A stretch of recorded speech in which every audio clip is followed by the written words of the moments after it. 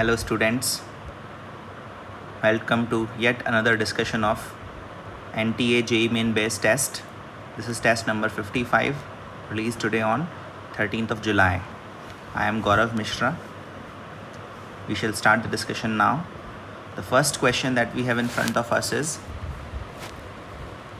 the pH of a blood stream is maintained by a proper balance of carbonic acid and bicarbonate ion concentration. What volume of 5 molar bicarbonate ion solution should be mixed with 10 ml sample of blood, which is 2 molar in H2CO3, in order to maintain its pH of 7.4? So this question is about buffer solutions, and we shall apply the equation pertaining to buffer solutions. pH is equal to pKa plus log concentration of base upon concentration of acid.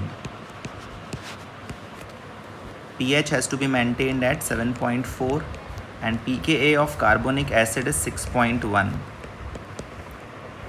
This equation can well be written in terms of moles also. Moles of bicarbonate ion upon moles of H2CO3. H2CO3 solution का अपन को concentration भी पता है और volume भी पता है, दोनों को मल्टीप्लाई करें तो 20 मिलीमोल्स कार्बोनिक एसिड के आते हैं. एडजस्टमेंट करें तो ये 1.3 equals log moles of bicarbonate upon 20 आ रहा है. ये 1.3 को अपन क्या लिख सकते हैं, 1 + 0.3. अगर थोड़ा मैनिपुलेशन करें तो 1 log 10 है और 0.3 log 2 है approximately. log moles of bicarbonate upon 20, ये क्वांटिटी बन रही है log 20, राइट. और दूसरी तरफ भी log है, log of bicarbonate upon 20. दोनों तरफ का log अगर हटा दिया जाए तो इफ़ेक्टिवली हमने एंटी लॉग ले लिया है. ऐसा करने पर हमें बाइकार्बोनेट आयन के मोल्स मिल रहे हैं 20 × 20 विच इज़ 400 मिली मोल्स. तो बाइकार्बोनेट के मिली मोल्स मिल गए. एट द सेम टाइम हमें बाइकार्बोनेट की मोलैरिटी भी पता है. अब हम इसका वॉल्यूम फाइंड कर सकते हैं. Volume is equal to millimoles divided by molarity which is 5 molar. ऐसा करने पर वॉल्यूम 80 मिलीलीटर आ रहा है.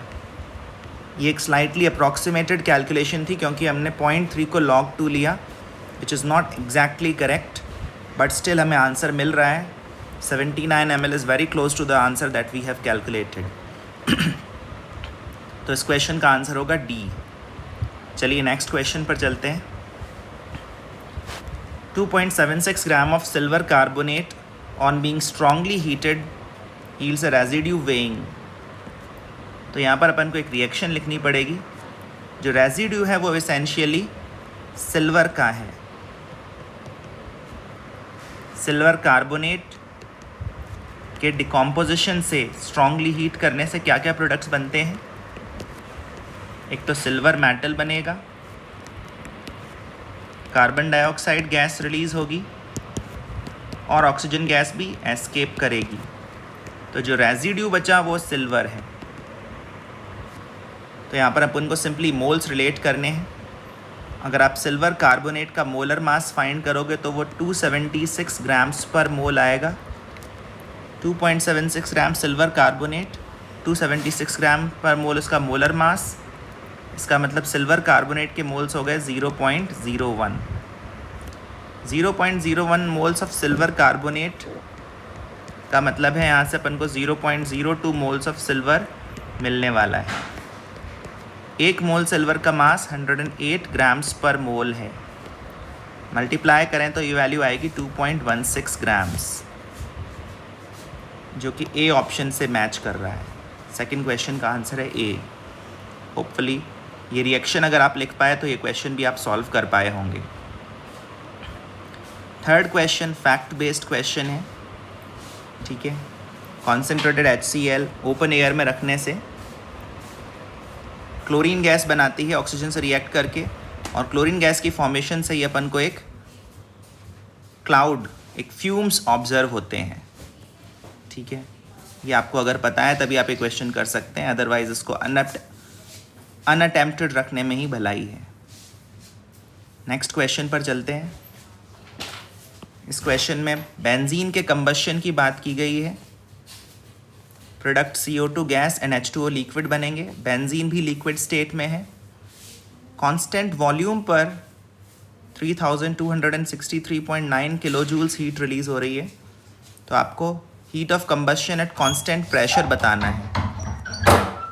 Heat of combustion at constant volume जो है वो डेल्टा U होता है and heat of combustion at constant pressure delta H होता है, right. Heat of a reaction at constant pressure is delta H and heat of a reaction at constant volume is equal to delta U। और इन दोनों के बीच का relation है delta H is equal to delta U plus delta NG/RT, where delta NG is the change in number of gas moles। तो सबसे पहले हमको reaction लिखनी होगी, 1 मोल बेंजीन के कंबशन की रिएक्शन। बेंजीन लिक्विड स्टेट में है, ऑक्सीजन गैसियस स्टेट में होगा। सब्सटेंसेस के स्टेट्स का हमें स्पेशल ध्यान रखना पड़ेगा। कार्बन डाइऑक्साइड गैसियस स्टेट में, रूम टेम्परेचर पर वाटर लिक्विड स्टेट में। बेंजीन का कोफिशिएंट 1 रखना है, इस वजह से हमें ऑक्सीजन के फ्रंट में 15/2 लगाना पड़ेगा।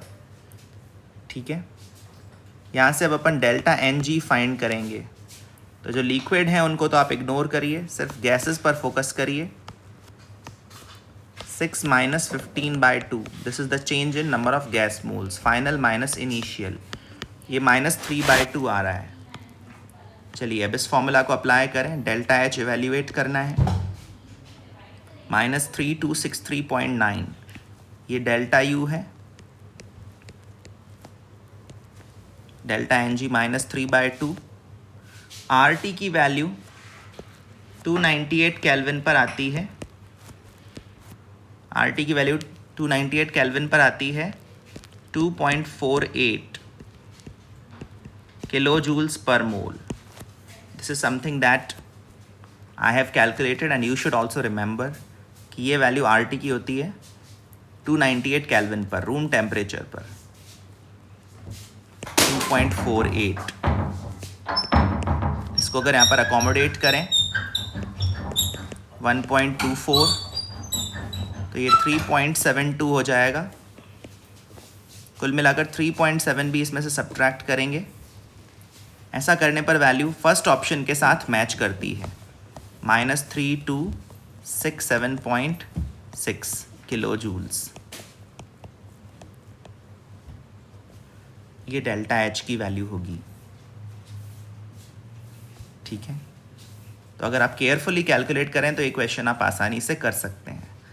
अदरवाइज़ अगर अपन ने साइन का ध्यान नहीं रखा, डेल्टा NG सही नहीं फाइंड किया, स्टेट्स को रिस्पेक्ट नहीं करी, तो फिर ये क्वेश्चन हमसे गलत हो जाएगा। Moving on to the next question. यहाँ पर अपन को क्लोरीन बॉन्ड को ब्रेक करने की एनर्जी दे रखी है किलो जूल्स पर मोल में। इस बॉन्ड को ब्रेक करने के लिए 1 मोल बॉन्ड्स को ब्रेक करने के लिए 242 किलो जूल्स एनर्जी रिक्वायर्ड होती है। तो कौन सी लॉन्गेस्ट वेवलेंथ ये बॉन्ड ब्रेक कर पाएगी? ठीक है ना, लॉन्गेस्ट वेवलेंथ का मतलब है minimum amount of energy, because energy of a photon is inversely proportional to wavelength. Longest wavelength का मतलब है मिनिमम एनर्जी। मिनिमम एनर्जी कितनी देनी होगी ये बॉन्ड ब्रेक करने के लिए? तो सबसे पहले तो ये एक बॉन्ड ब्रेक करने के लिए कितनी एनर्जी रिक्वायर्ड होती है वो फाइंड कर लेते हैं। Energy requirement for one bond, एक मोल बॉन्ड्स ब्रेक करने में तो 242 किलो जूल्स लग रही है।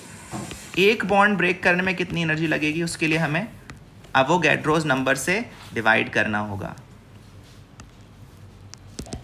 ठीक है, एक अप्रॉक्सीमेट कैलकुलेशन अगर मैं करूं और 242 को 240 मान लूँ और 6.02 को 6 मान लूँ, तो ये अप्रॉक्सीमेटली मुझे 40 × 10⁻20 जूल्स या फिर 4 × 10⁻19 जूल्स वैल्यू मिलती है।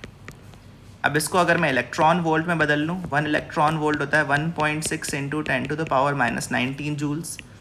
तो तो ये वैल्यू आ जाती है 2.5 इलेक्ट्रॉन वोल्ट्स। इतनी एनर्जी बॉन्ड ब्रेक करने के लिए रिक्वायर्ड है, और ये एनर्जी अपन को एक फोटोन से चाहिए, तो इसको अपन hc/λ के इक्वेट कर सकते हैं। hc की अप्रॉक्सीमेटेड वैल्यू आपको याद होगी 1240 इलेक्ट्रॉन वोल्ट नैनोमीटर। इसको 2.5 इलेक्ट्रॉन वोल्ट से अगर मैं डिवाइड करूं तो ये वैल्यू मुझे 496 नैनोमीटर मिलती है। अगर अपन देखें सारे ऑप्शंस को तो वो सब वेल सेपरेटेड हैं, इसलिए थोड़ा सा अप्रॉक्सीमेशन करने में कोई बुराई नहीं है। स्मार्टली अप्रॉक्सीमेशन करना क्वेश्चन सॉल्विंग का हिस्सा है। हम देख रहे हैं कि हमारी वैल्यू फोर्थ ऑप्शन के काफ़ी क्लोज है। Fourth option must be the answer. Sixth question पर चलते हैं। Major product of the following reaction is. अब यहाँ पर अपन HI जो ले रहे हैं वो एक्सेस में ले रहे हैं। HI को लेने से बॉन्ड प्रोटोनेट हो जाएगा,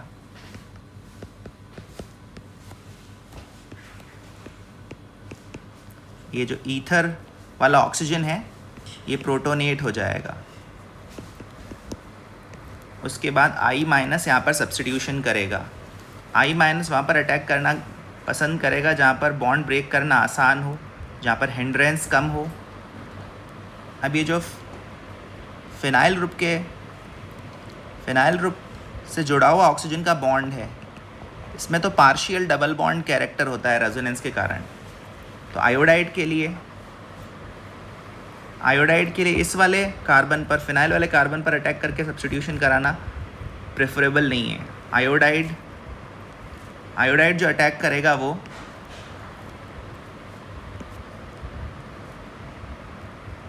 ये रिंग के बाहर जो CH3 ग्रुप लगा है उस पर अटैक करेगा और इस तरह से सब्स्टिट्यूशन करेगा। सिमिलरली एक दूसरा आयोडाइड आयन इस वाले कार्बन पर अटैक करना प्रेफर करेगा, क्योंकि इस पर पार्शियल पॉजिटिव चार्ज ज़्यादा है as compare to this carbon which is 2 degree और जिसके अराउंड हिंड्रेंस भी ज़्यादा है। तो इस वाले कार्बन पर अटैक करना प्रेफर्ड रहेगा। CN ग्रुप भी इलेक्ट्रॉन विड्रॉइंग ग्रुप है और ये बेंजीन रिंग भी इससे इलेक्ट्रॉन विड्रॉ कर रही है, तो ये वाला कार्बन ज़्यादा सूटेबल है सब्स्टिट्यूशन के लिए। तो यहाँ पर एक तरह से न्यूक्लियोफिलिक सब्स्टिट्यूशन हो रहा है आफ्टर प्रोटोनेशन। तो ये कंपाउंड फाइनली इस तरह से अपन को दिखाई देने वाला है। इसके अलावा क्या बनने वाला है, CH3I प्लस आइसोप्रोपाइल अल्कोहल। ठीक है ना। तो एक जगह OH आएगा और एक जगह I आएगा। फर्स्ट ऑप्शन में ये दिखाई दे रहा है अपन को। First option is the correct answer. चलिए नेक्स्ट क्वेश्चन पर आते हैं। SiCl4 इजीली हाइड्रोलाइज हो जाता है, CCl4 हाइड्रोलाइज नहीं होता।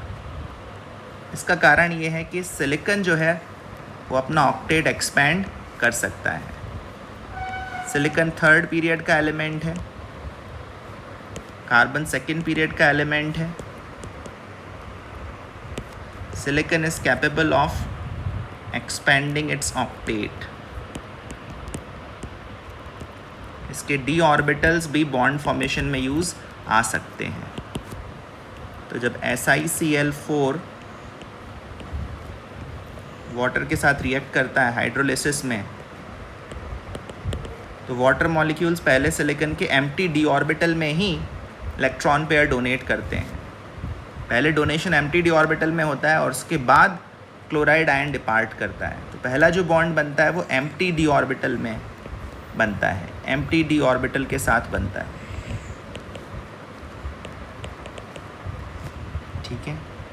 इस वजह से अगर अपन सारे ऑप्शंस रीड करें तो फोर्थ ऑप्शन मोस्ट सूटेबल है। एट्थ क्वेश्चन काफ़ी स्ट्रेट फॉरवर्ड है अगर आपको एंटी फेरोमैग्नेटिक सब्सटेंस के बारे में पता हो तो। एंटी फेरोमैग्नेटिक सब्सटेंस में जो डोमेन्स के मैग्नेटिक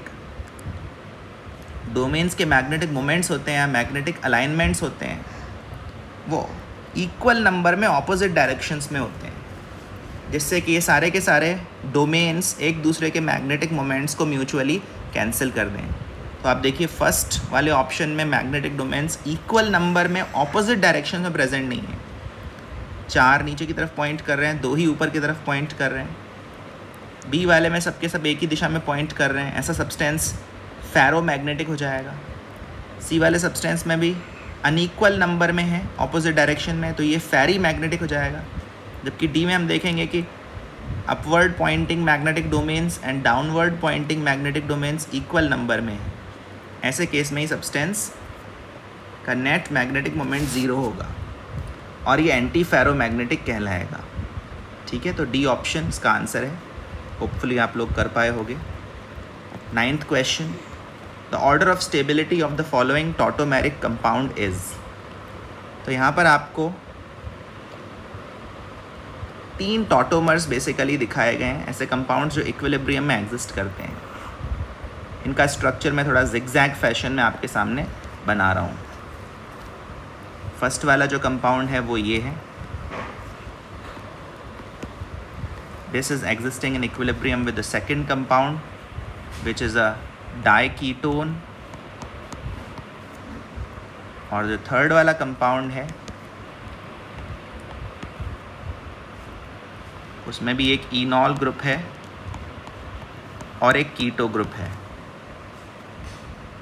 ठीक है, उसमें इनॉल ग्रुप भी और कीटो ग्रुप भी। आमतौर पर हम कीटो ग्रुप को ज़्यादा स्टेबल मानते हैं as compare to enol group. Usually keto form is dominant over the enol form, but इस वाले केस में एक स्पेशल सिचुएशन ऐसी बन रही है कि थर्ड वाले कंपाउंड में जो इनॉल बना रहे हैं उसके कारण एक एक्सटेंडेड कॉन्जुगेशन आ रहा है कंपाउंड में। आप देख सकते हैं एक्सटेंडेड कॉन्जुगेशन आ रहा है। ये लोन पेयर इस डबल बॉन्ड के साथ कॉन्जुगेशन में है और ये वाला डबल बॉन्ड CO ग्रुप के डबल बॉन्ड के साथ कॉन्जुगेशन में है। इस एक्सटेंडेड कॉन्जुगेशन के कारण ये कंपाउंड मोर स्टेबल है। और एक चीज़ जो इसके फेवर में जा रही है वो ये है कि यहाँ पर ये OH का हाइड्रोजन ऑक्सीजन के साथ हाइड्रोजन बॉन्डिंग भी फॉर्म कर रहा है। यहाँ पर हाइड्रोजन बॉन्डिंग बन रही है इंट्रामॉलिक्यूलर और इसके कारण एक रिंग फॉर्मेशन भी हो रहा है। Ring formation due to intramolecular hydrogen bonding. तो ये भी यहाँ पर इनॉल ग्रुप को एग्जिस्ट कराने के पीछे एक रीज़न बनेगा। हाइड्रोजन बॉन्डिंग के कारण ये मॉलिक्यूल ज़्यादा स्टेबल फील करेगा। एक 6 मेंबर्ड रिंग भी बन रही है हाइड्रोजन बॉन्डिंग के कारण। तो ये सब चीज़ें apart from the extended conjugation, ये सब चीज़ें इस कंपाउंड के स्टेबिलिटी के फेवर में जा रही हैं। More stable due to intramolecular hydrogen bonding, due to ring formation and due to extended conjugation. ऐसा कोई एक्सटेंडेड कॉन्जुगेशन फर्स्ट या सेकंड कंपाउंड में नहीं है। तो इस केस में ये जो थर्ड वाला कंपाउंड है ये सबसे ज़्यादा डोमिनेट करेगा, इक्विलिब्रियम इसको फेवर करेगा। तो थर्ड की स्टेबिलिटी सबसे ज़्यादा होगी और ऐसा हमको सिर्फ फर्स्ट ऑप्शन में दिख रहा है। तो आगे के 2 स्ट्रक्चर्स की स्टेबिलिटीज़ हमें कंपेयर करने की भी ज़रूरत नहीं है। थर्ड वाला सबसे ज़्यादा स्टेबल है और वो सिर्फ ए ऑप्शन में दिख रहा है, इस वजह से आंसर ए होगा। बट आप जान लीजिए कि फर्स्ट और सेकेंड में ये कीटो ग्रुप ज़्यादा स्टेबल है, जो कि नॉर्मली होता भी है, लेकिन सेकंड और थर्ड में थर्ड ज़्यादा स्टेबल है because of a variety of reasons that we discussed just now. अगले क्वेश्चन की तरफ आते हैं। कई बार हम ऑप्शंस को अगर स्मार्टली रीड करें तब भी हम आंसर मार्क कर सकते हैं। ऐसा ही इस क्वेश्चन नंबर 10 में भी है। क्वेश्चन नंबर 10 में अगर आप देखें, फर्स्ट वाले केस में H2O2 H2O में कन्वर्ट हो रहा है। ऑक्सीजन का ऑक्सीडेशन स्टेट -1 से -2 जा रहा है। इसका मतलब H2O2 यहाँ पर रिडक्शन अंडरगो कर रहा है, और अगर वो खुद रिडक्शन अंडरगो कर रहा है तो वो दूसरे को ऑक्सीडाइज कर रहा है। इसका मतलब फर्स्ट रिएक्शन में H2O2 is oxidising agent. Second वाली रिएक्शन में H2O2 -1 से 0 स्टेट में जा रहा है ऑक्सीजन। इसका मतलब H2O2 का ऑक्सीडेशन हो रहा है। H2O2 का ऑक्सीडेशन हो रहा है, इसका मतलब H2O2 is the reducing agent. H2O2 second वाले केस में रिड्यूसिंग एजेंट है, ठीक है। और सेकेंड वाले केस में जो मीडियम है वो क्लियरली दिख रहा है एसिडिक है, एसिडिक मीडियम। अब अगर अपन एक एक करके सारे ऑप्शंस रीड करें फर्स्ट और सेकेंड रिएक्शन के बारे में, oxidising in acidic medium and reducing in basic medium, reactions first और सेकेंड के बारे में सक्सेसिवली ये बोला गया है। तो अपन को ये तो पता है कि H2O2 रिड्यूसिंग एजेंट है सेकेंड वाले रिएक्शन में, और सेकेंड वाले रिएक्शन में मीडियम भी एसिडिक है। फर्स्ट वाले रिएक्शन में हालांकि ये इतना एक्सप्लिसिट नहीं है कि मीडियम क्या है, हालांकि फर्स्ट वाले केस में H2O2 ऑक्सीडाइजिंग एजेंट है, ये बात क्लियर है। तो अगर आप ध्यान से ऑप्शंस को रीड करें और स्टेटमेंट का सेकेंड हाफ देखें, reducing in basic medium, oxidising in basic medium, reducing in acidic medium, oxidising in acidic medium, तो सिर्फ एक ही ऑप्शन में सही कॉम्बिनेशन बन रहा है, reducing agent in acidic medium, reducing agent in acidic medium, ये कॉम्बिनेशन सिर्फ सी ऑप्शन में दिख रहा है। इस वजह से सी ऑप्शन आंसर होना चाहिए। हालांकि हम ये जज नहीं कर पाए कि फ़र्स्ट रिएक्शन कैसे मीडियम में हो रही है, लेकिन अगर हम ऑप्शंस को ध्यान से देखें तो H2O2 रिड्यूसिंग एजेंट है एसिडिक मीडियम में सेकेंड रिएक्शन में, ये बात तो पक्की है। और ये बात हमें सिर्फ थर्ड ऑप्शन में दिखाई दे रही है, ठीक है ना। थर्ड ऑप्शन में ये बात भी दिख रही है कि H2O2 फर्स्ट वाले केस में ऑक्सीडाइजिंग एजेंट है, ठीक है। और फर्स्ट वाले केस में जो मीडियम है वो एसिडिक है, वो यहाँ से हमको पता चल रहा है, ऑक्सीडाइजिंग इन एसिडिक मीडियम। इस तरह से ऑप्शंस को स्मार्टली देखकर भी हम आंसर मार्क कर सकते हैं। 11th question, effective nuclear charge, valence electron को फील होने वाला इफेक्टिव न्यूक्लियर चार्ज एक केस में 2.6 दे रखा है। साथ साथ ये भी दे रखा है कि 3 वैलेंस इलेक्ट्रॉन्स हैं, 3 वैलेंस इलेक्ट्रॉन्स हैं, मतलब आउटर मोस्ट शेल में 3 इलेक्ट्रॉन्स हैं। ऐसा होने पर 2 इलेक्ट्रॉन्स एस सब शेल में होंगे और 1 इलेक्ट्रॉन पी सब शेल में होगा। तो ये तो हो गए 3 वैलेंस इलेक्ट्रॉन्स, ठीक है। अब पूछा है कि what is the minimum atomic number of the element. अब अपन को कोर इलेक्ट्रॉन्स के बारे में सोचना है, कोर इलेक्ट्रॉन्स के बारे में हमको सोचना है।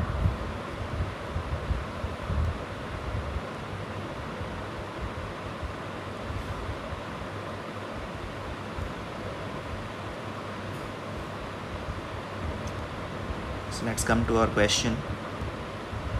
कोर इलेक्ट्रॉन्स मिनिमम रखेंगे तभी हमें मिनिमम एटॉमिक नंबर मिलेगा। Minimum number of core electrons 2 रख सकते हैं, उससे कम तो नहीं रख सकते। अगर हम minimum number of core electrons रखना चाहें तभी हमें मिनिमम एटॉमिक नंबर मिलेगा, क्योंकि वैलेंस इलेक्ट्रॉन तो 3 है, ये तो फिक्स्ड है। तो अपन को कॉन्फ़िगरेशन रखना पड़ेगा 1s2 2s2 2p1 minimum atomic number के लिए, और यहाँ से Z आ रहा है 5, जो कि अपन को फर्स्ट ऑप्शन में दिखाई दे रहा है। चलिए 12th क्वेश्चन की तरफ आते हैं। अपन को यहाँ पर 4 सब्सटेंसेस आइडेंटिफाई करने हैं, P Q R S। अच्छा, P से जो कंपाउंड बन रहा है ब्रोमिनेशन पर वो C2H4Br2 है।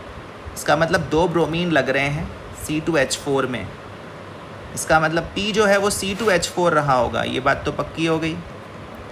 और C2H4 फार्मूला का बस एक ही कंपाउंड बन सकता है, वो है ethene, CH2 double bond CH2। अब अपन सीक्वेंस ऑफ रिएक्शंस आइडेंटिफाई कर लेते हैं। अगर P का अपन ब्रोमिनेशन करें नॉन पोलर सॉल्वेंट में तो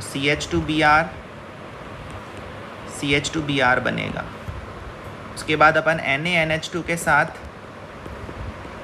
सोडामाइड के साथ डीहाइड्रो हेलोजिनेशन कराएं, 2 बार डीहाइड्रो हेलोजिनेशन कराएं तो अपन को कंपाउंड Q मिलता है जो कि इथाइन है। Ethene is P and Q is ethyne. उसके बाद H2SO4 के साथ रिएक्शन कराई जा रही है, मतलब हाइड्रेशन किया जा रहा है, H+H2O हाइड्रेशन किया जा रहा है एसिडिक मीडियम में। ऐसा करने पर एक जगह H ऐड होगा और एक जगह OH ऐड होगा, ये इनॉल फॉर्म बन जाएगा। और ये इनॉल फॉर्म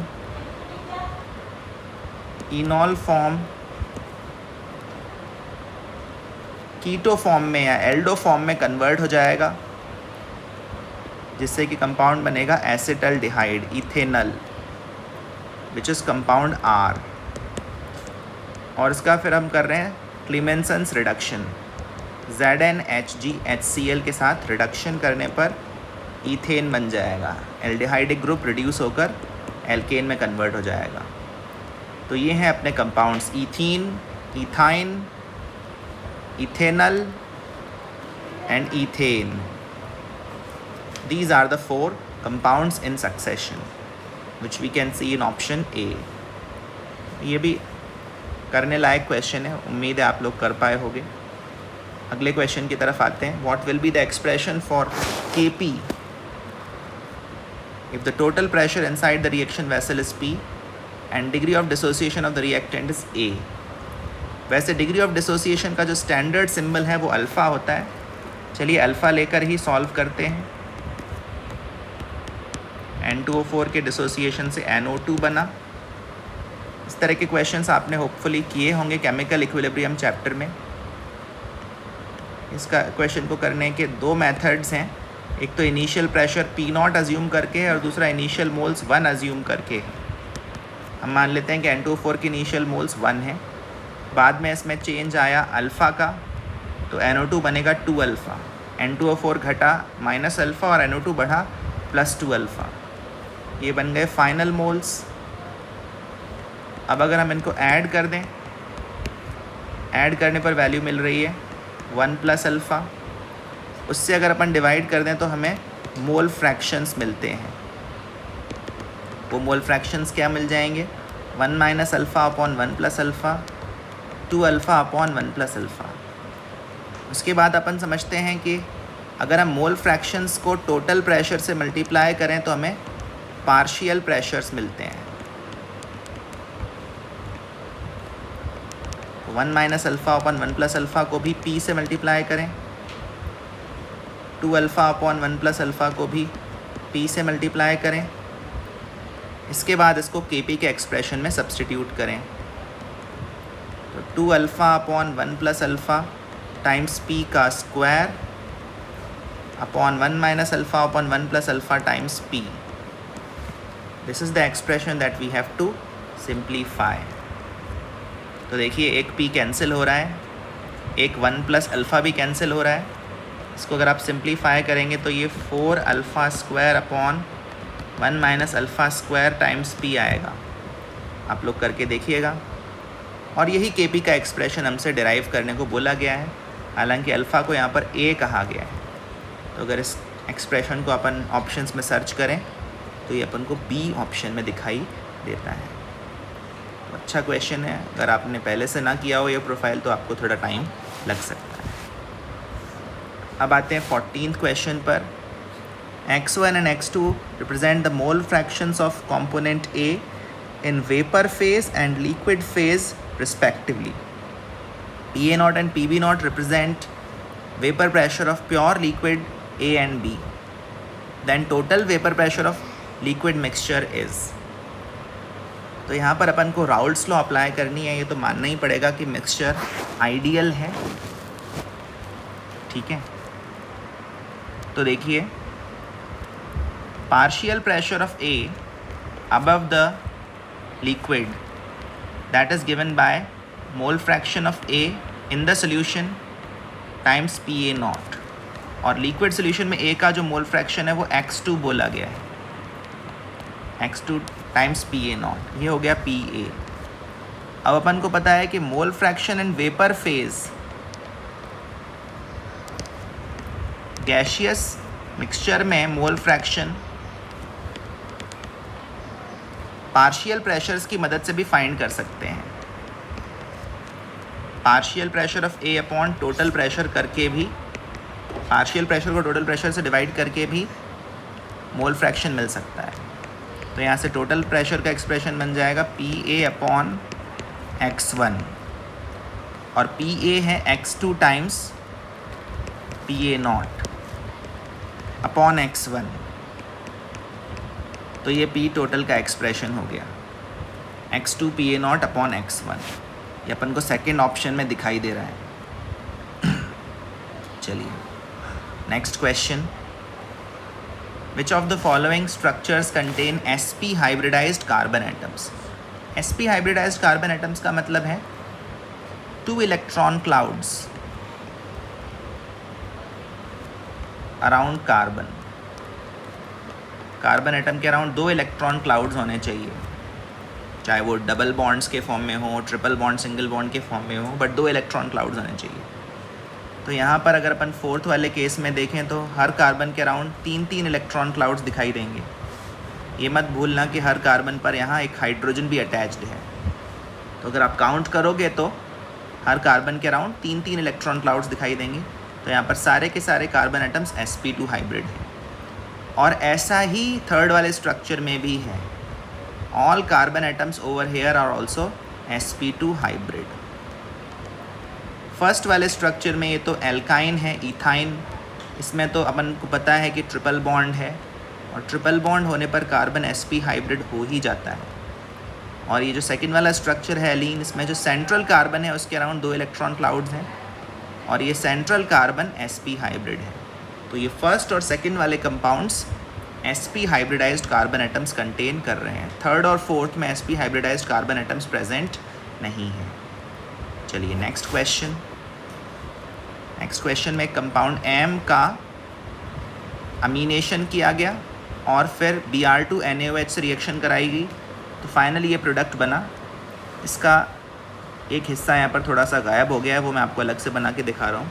एक क्लोरीन एटम भी लगा हुआ है बेंजीन रिंग पर NH2 के ऑपोजिट।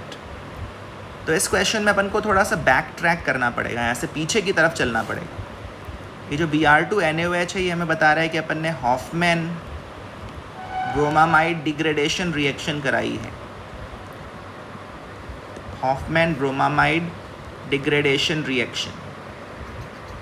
तो अगर अपन बैक ट्रैक करें, पीछे की तरफ चलें, तो इस स्टेज पर जो कंपाउंड रहा होगा उसमें अमाइड ग्रुप रहा होगा, CH3, बेंजीन रिंग, क्लोरीन रहा होगा, और यहाँ पर C double bond O NH2 रहा होगा।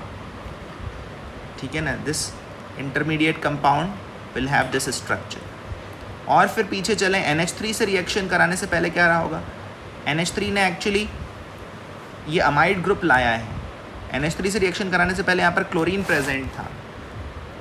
इसका मतलब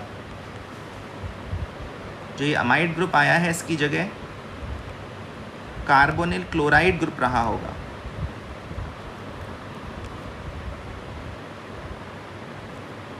अमाइड ग्रुप की जगह कार्बोनिल क्लोराइड ग्रुप।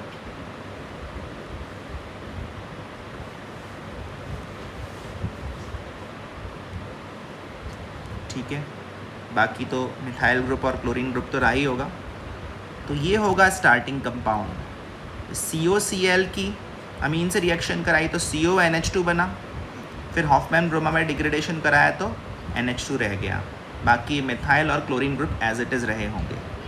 तो अगर अपन सारे ऑप्शंस चेक करें एक एक करके, तो अपन को सही ऑप्शन सेकंड ऑप्शन में दिखाई दे रहा है, सही structure.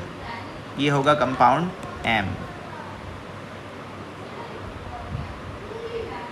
17th question. 17th question में इस कंपाउंड का जो आपको सामने दिख रहा है, इस कंपाउंड का 2 रिड्यूसिंग एजेंट से रिएक्शन कराया गया है, एक तो H2PT से और एक NaBH4 से। NaBH4 जो है वो स्पेशली कार्बोनिल ग्रुप्स पर अटैक करता है, डबल बॉन्ड के साथ जो कॉन्जुगेशन में एल्डिहाइड ग्रुप है उस पर अटैक करेगा, जबकि H2PT डबल बॉन्ड को भी रिड्यूस करेगा और कार्बोनिल ग्रुप को भी रिड्यूस करेगा। ठीक है ना, ये बात अगर अपन को पता है, दोनों रिड्यूसिंग एजेंट्स का नेचर अगर अपन समझते हैं, तो फिर अपन ये कंपाउंड्स आइडेंटिफाई कर पाएंगे। तो H2PT डबल बॉन्ड पर तो हाइड्रोजन ऐड करेगा ही, कार्बोनिल ग्रुप को भी रिड्यूस करेगा, और कार्बोनिल ग्रुप को अल्कोहल में कन्वर्ट कर देगा, जबकि NaBH4 सिर्फ कार्बोनिल ग्रुप को टारगेट करेगा, डबल बॉन्ड को रिड्यूस नहीं कर सकता ये, और यहाँ से अपन को अल्कोहल मिलने वाला है। तो Y जो है वो डबल बॉन्ड कंटेन करेगा और उसमें अल्कोहल ग्रुप होगा। B जो है वो भी अल्कोहल होगा, लेकिन उसमें डबल बॉन्ड, X में डबल बॉन्ड नहीं रहेगा। इस तरह से हम आंसर आइडेंटिफाई कर सकते हैं। Moving on to the next question, the voltage of the cell consisting of lithium and fluorine electrodes is 5.92 volts at standard condition at 298 Kelvin. What is the voltage if the electrolyte consists of 2 molar LiF? चलिए करते हैं calculation. इसमें एक electrode पर तो lithium का oxidation हो रहा है, जिससे कि Li+ आयंस बनेंगे, और दूसरे इलेक्ट्रोड पर डेफिनेटली फ्लोरीन का रिडक्शन हो रहा है, जिससे फ्लोराइड आयंस बनेंगे। दोनों रिएक्शंस को कंबाइन करने के लिए हमें फर्स्ट रिएक्शन को 2 से मल्टीप्लाई करना होगा, तब हमें सेल रिएक्शन मिल पाएगी। So what is the cell reaction? 2Li plus F2 gas gives 2Li plus aqueous plus 2F minus aqueous। ये Li+ और F- अपन को अलग अलग रखने होंगे। F2 के बारे में कुछ नहीं बताया है, तो F2 का प्रेशर अपन मान लेंगे कि 1 बार है। ऐसे सिचुएशन में Q जो है रिएक्शन कोशेंट, वो सिर्फ Li+ की कॉन्सेंट्रेशन का स्क्वायर इंटू F- की कॉन्सेंट्रेशन का स्क्वायर हो जाएगा, which is 2 square into 2 square, या फिर लिखें 2 to the power 4। So let's now apply the Nernst equation. Nernst equation is E cell equals E naught cell minus 2.303 RT upon NF log Q। E cell find करना है, जबकि E naught cell कितना दिया हुआ है? 5.92 volts. और ये जो फ्रंट वाला नंबर है, इसकी एक सिंप्लीफाइड वैल्यू होती है 0.06, एन फैक्टर है 2, एन फैक्टर 2 है, 2 इलेक्ट्रॉन्स का गेन और लॉस इन्वॉल्व है रिएक्शन में, आप देख सकते हैं। और लॉग में नंबर है 2 to the power 4। यहाँ से अगर अपन आगे बढ़ें तो 2 की पावर 4 का 4 बाहर आ जाएगा, ठीक है। ऐसा करने पर ये नंबर 0.12 बन जाएगा, और log 2 होता है 0.30। log 2 is 0.30।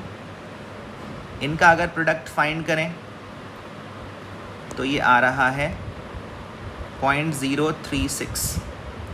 0.036 इसमें से सब्ट्रैक्ट करना है। ऐसा करने पर वैल्यू रफली 5.88 वोल्ट्स आएगी, नॉट एग्जैक्टली बट रफली 5.88 वोल्ट्स आंसर होना चाहिए, ठीक है, जो कि अपन को थर्ड ऑप्शन में दिखाई दे रहा है। फर्स्ट ऑप्शन आंसर नहीं होना चाहिए। I want to claim that quite confidently. इसका आंसर थर्ड ऑप्शन होना चाहिए। इनके सोल्यूशन में जो मिस्टेक है वो ये है कि इन्होंने LiF का स्क्वायर ले लिया है, जबकि अपन को यहाँ रिएक्शन में 2Li प्लस एक्वस और 2F माइनस एक्वस को सेपरेटली लिखना चाहिए। 2 सेपरेट हाफ रिएक्शंस से बन रहे हैं, इनको कंबाइन नहीं करना चाहिए। ऐसा करने पर कैलकुलेशन मिस्टेक हो जाएगी। आंसर 5.88 वोल्ट्स होगा, ठीक है। 19th question, when silver nitrate is added in excess to 1 molar solution of COCl3.XNH3, 1 mole of AgCl is formed। 1 mole of AgCl बना तो X की वैल्यू क्या है? कोऑर्डिनेशन नंबर अपन 6 अज्यूम कर रहे हैं, इसका मतलब कोबाल्ट जो है वो 6 कोऑर्डिनेट बॉन्ड्स बना रहा है। अब एक ही मोल सिल्वर क्लोराइड बना, इसका मतलब 1 chloride ion lies outside the coordination sphere. 3 chloride ions हैं, उनमें से एक ही क्लोराइड आयन कोऑर्डिनेशन स्फीयर के बाहर है। इसका मतलब 2 chloride ions inside the coordination sphere are acting as ligands. दो क्लोराइड आयंस लिगेंड्स की तरह काम कर रहे हैं. टोटल कोऑर्डिनेशन नंबर 6 है. दो क्लोराइड आयंस आ ही गए, इसका मतलब बचे 4 कोऑर्डिनेट बॉन्ड्स. इसका मतलब 4 NH3 molecules must also be acting as ligands present inside the coordination sphere. Present inside the coordination sphere. X जो था उसकी वैल्यू है 4. Second option is the answer. Hopefully आप कर पाओगे क्वेश्चन, ज़्यादा मुश्किल नहीं है. आराम से सोचें तो आंसर आ जाता है. What will be the nature of existence of an amino acid containing one amino and one carboxylic acid group in solution of pH less than pKa1. ठीक है ना. pH pKa1 से छोटा है तो किस फॉर्म में वो एग्जिस्ट करेगा. अब इसमें थोड़ा सा अपन को पता होना चाहिए कि किस सिचुएशन में कौन सा फॉर्म डोमिनेट करता है. जैसे अगर अपन एलानीन कंसिडर करें, alanine is an amino acid, तो लिखते तो इसको ऐसे हैं, लेकिन वो उसके 3 फॉर्म्स होते हैं. एक होता है उसका cationic form, acidic form. Highly acidic medium में एलानीन इस फॉर्म में एग्जिस्ट करता है. ठीक है. और उसके बाद अगर अपन इसमें बेस ऐड करते जाएं, सोल्यूशन को बेसिक बनाते जाएं, तो ये अपने ज्विटर आयन फॉर्म में आ जाता है. This is the neutral form of alanine. और ये वाला फॉर्म सबसे ज़्यादा डोमिनेट करता है at pH is equal to pKa1 plus pKa2 by 2. pH is equal to pKa1 plus pKa2 by 2 पर ये वाला फॉर्म सबसे ज़्यादा डोमिनेट करता है. और भी फिर अपन OH माइनस ऐड करते चले जाएं तो एनायनिक फॉर्म में ये कन्वर्ट हो जाएगा हाईली बेसिक मीडियम में. ठीक है ना. ये इसका एनायनिक फॉर्म है. ये cationic form, protonated form. Acid add करते जाएं तो हाईली एसिडिक मीडियम में ये इसका एसिडिक फॉर्म या कैटायनिक फॉर्म एग्जिस्ट करेगा. अब pH pKa1 से छोटा बोला जा रहा है. एक्चुअली अगर अपन को थोड़ा बहुत आइडिया हो तो pH अगर pKa1 रहता है, इस कैटायनिक फॉर्म को अगर अपन H2A प्लस बोलें, न्यूट्रल फॉर्म को अगर मैं HA बोलूं, और एनायनिक फॉर्म को अगर मैं A माइनस बोलूं, तो pH is equal to pKa1 पर H2A प्लस और HA का बफर एग्जिस्ट करता है. अगर pH इससे कम है, इसका मतलब H2A प्लस का अमाउंट ज़्यादा है. pH is equal to pKa2 पर HA और A माइनस का बफर एग्जिस्ट करता है. ये सब तो इसकी थ्योरी है, let's not go too much into that. तो लोअर pH वैल्यूज़ पर डेफिनेटली कैटायनिक फॉर्म डोमिनेट करेगी. बी ऑप्शन इसका करेक्ट आंसर है. 21st question. अब अपन न्यूमेरिकल वैल्यू टाइप क्वेश्चंस पर आ चुके हैं after having covered the straight objective questions.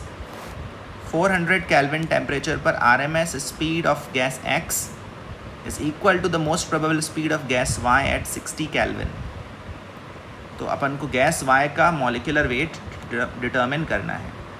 RMS speed का फॉर्मूला है √3RT/m. ठीक है, T1/m1.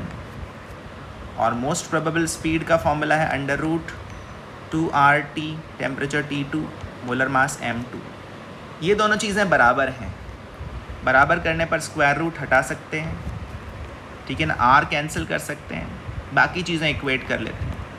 3 times 400 upon molar mass 40 equals 2 times 60 upon the molar mass m2.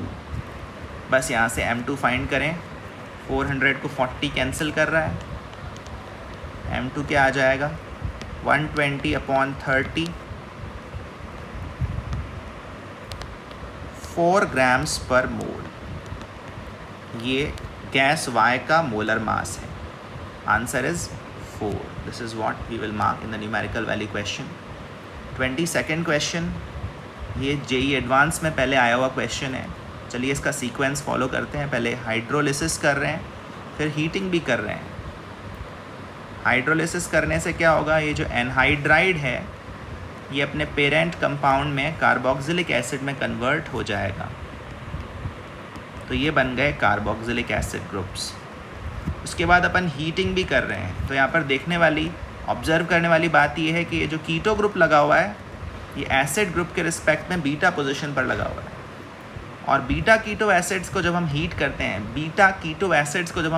हैं, तो CO2 मॉलिक्यूल्स का लॉस होता है कार्बोक्सिलिक एसिड ग्रुप में से, डीकार्बोक्सिलेशन होता है। तो 2 कार्बन डाइऑक्साइड मॉलिक्यूल्स यहाँ से रिमूव हो जाएंगे। ऐसा होने पर बस ये कंपाउंड बचेगा, डाइकीटोन बचेगा। उसके बाद हम इसकी कर रहे हैं ओजोनोलिसिस, ऑक्सीडेटिव ओजोनोलिसिस कर रहे हैं, रिडक्टिव ओजोनोलिसिस नहीं कर रहे हैं। अगर हम इसकी ऑक्सीडेटिव ओजोनोलिसिस करेंगे, मतलब ओजोनोलिसिस को कंट्रोल नहीं करेंगे, तो ये डबल बॉन्ड जो है वो ब्रेक हो जाएगा, और ब्रेक होने के बाद कंप्लीट ऑक्सीडेशन हो जाएगा। कंप्लीट ऑक्सीडेशन होने से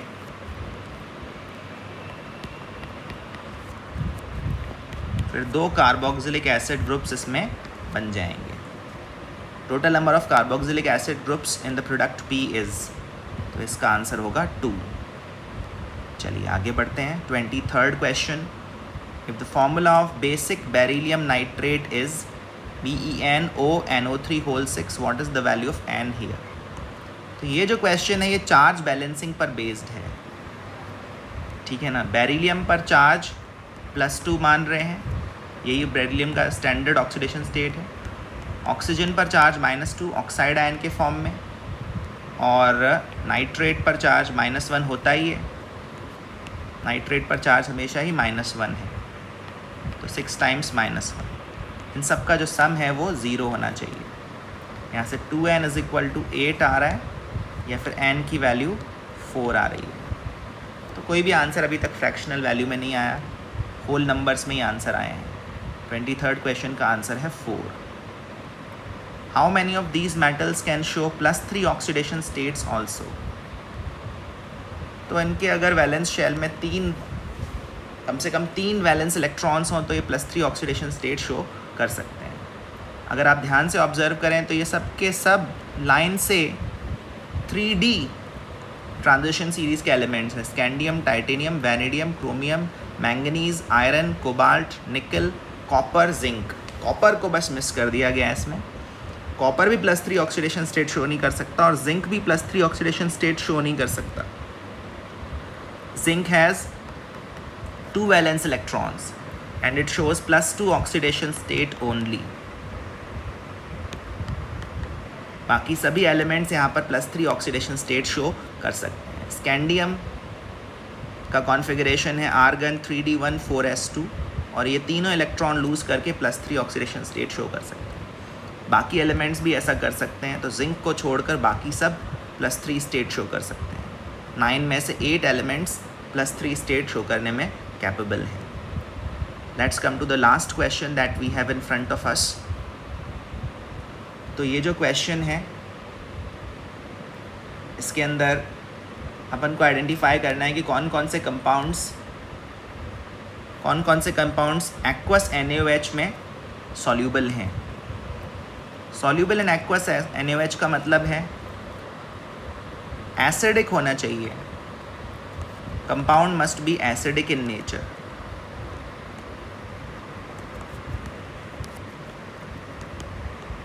तभी वो NaOH से रिएक्ट करके उसमें डिज़ोल्व हो पाएगा, ठीक है।